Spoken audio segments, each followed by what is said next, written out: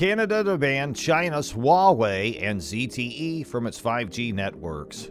Canada has made up its mind to ban China's telecommunications companies Huawei and ZTE. It is one of the breaking news of the week. Earlier, the United States of America, Britain, Australia, and New Zealand had also banned China's telecommunications companies Huawei and ZTE. What is the reason for these countries to ban Huawei and ZTE? Let's find out. Hello guys, and welcome back to TechVerse.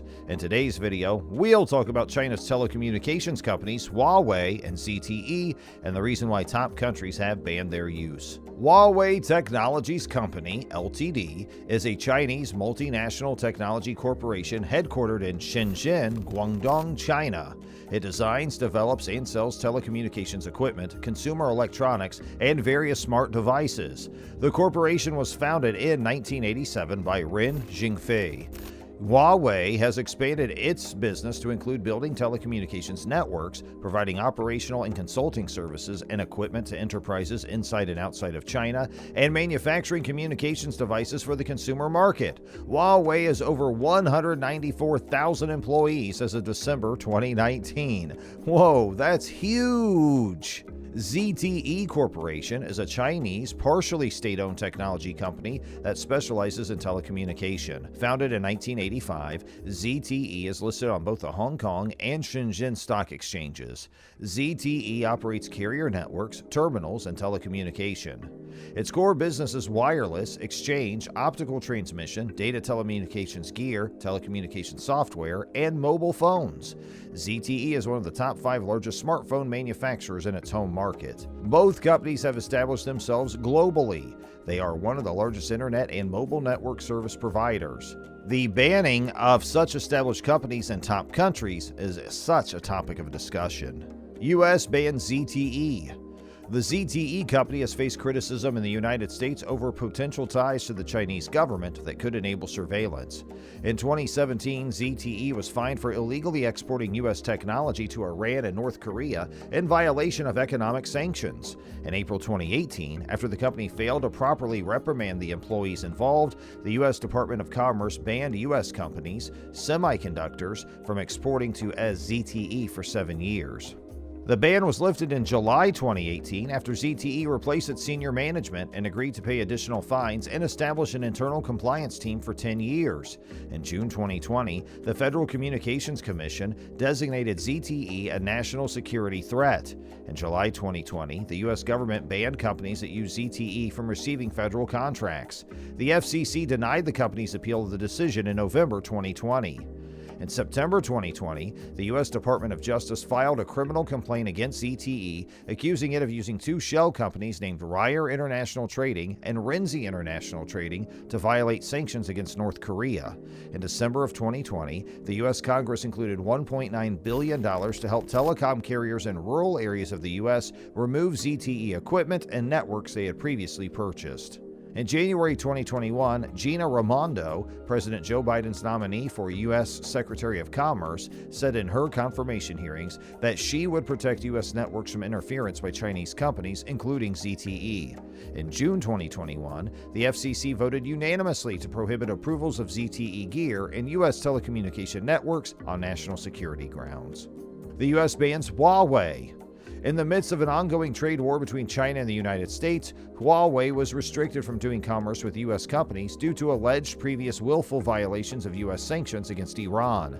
On June 29, 2019, then U.S. President Donald Trump reached an agreement to resume trade talks with China and announced that he would ease the aforementioned sanctions on Huawei. Huawei cut 600 jobs at its Santa Clara Research Center in June, and in December 2019, founder Ren Zhengfei said it was moving a center to Canada because the restrictions would block them from interacting with U.S. employees. On November 17, 2020, according to technology blog Engadget, Huawei agreed to sell the Honor brand to Shenzhen Zhixin New Information Technology to ensure its survival after the U.S. sanctions against them. On July 23, 2021, Huawei reportedly hired Tony Podesta as a consultant and lobbyist with the goal of nurturing the company's relationship with the Biden administration. Canada says it will ban 2 of China's biggest telecom equipment makers from working on its 5G phone networks.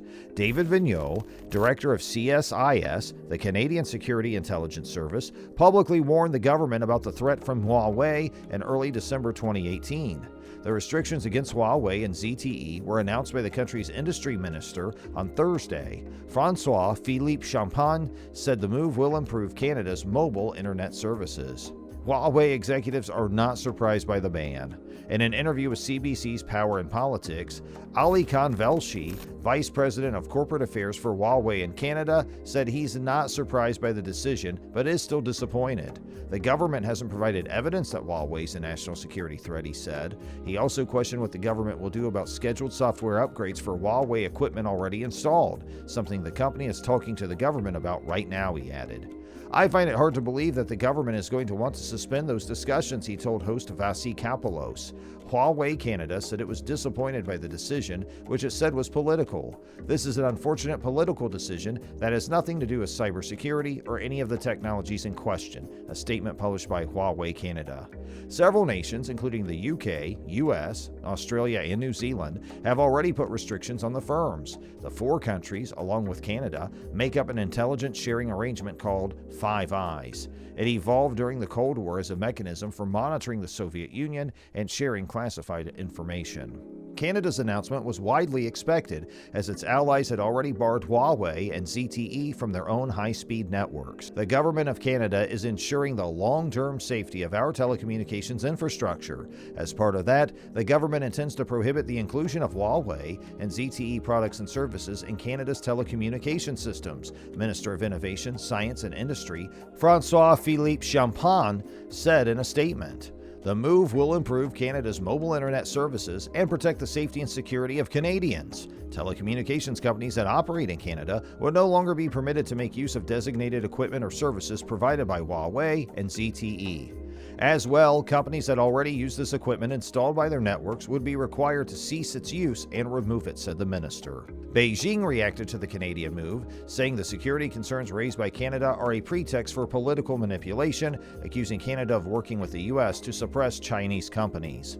This has never been about a race, says Industry Minister Francois-Philippe when pressed on why it took the Canadian government years to reach a decision to ban Huawei from telecommunication networks. This is about Canada. This is about our national security. Opposition parties blast government, say decision comes too late. But opposition parties say the government waited far too long to make up its mind. In a media statement, conservative public safety critic Raquel Dancho and Gerard Deltel, the party's critic for innovation, science, and industry, said the government should have banned Huawei sooner. Conservatives repeatedly called on the Trudeau government to do the right thing and listen to security experts and the calls from our allies, but they refused, they said in a statement. They also raised concerns about the cost companies will have to bear to remove existing equipment. In the years of delay, Canadian telecommunications companies purchased hundreds of millions of dollars of Huawei equipment, which will now need to be removed from their networks at enormous expense, they said. In a tweet, conservative foreign affairs critic Michael Chong also faulted the government. It shouldn't have taken more than 3 years for the Trudeau government to ban Huawei, Chong said. Well, the ban on China's tech giants has impacted Canada nationally as well as internationally. Some of China's biggest technology and telecom firms have been targeted in recent years by governments in the U.S. and other Western nations over national security concerns. In November, U.S. President Joe Biden signed legislation that stops companies judged to be security threats from receiving new telecom equipment licenses in the country. It means equipment from Huawei, ZTE, and 3 other Chinese companies is banned from use in U.S. telecom networks. The world is quite aware of China's mastermind actions lately. Canada's decision comes loaded with implications for national security and diplomacy. It is not a single-day decision, but a decision made after planning for decades, which will impact centuries. That's it for today, guys, as it's time to wrap up today's video. Do tell us your opinions if the ban on China's telecommunication companies Huawei and ZTE is ethical in the comment box. We hope you liked the video, and for more such content, do subscribe to our channel and do share with your friends and family. Thank you guys for watching this video, and we'll see you next time. Till then, keep exploring, keep learning, and keep growing.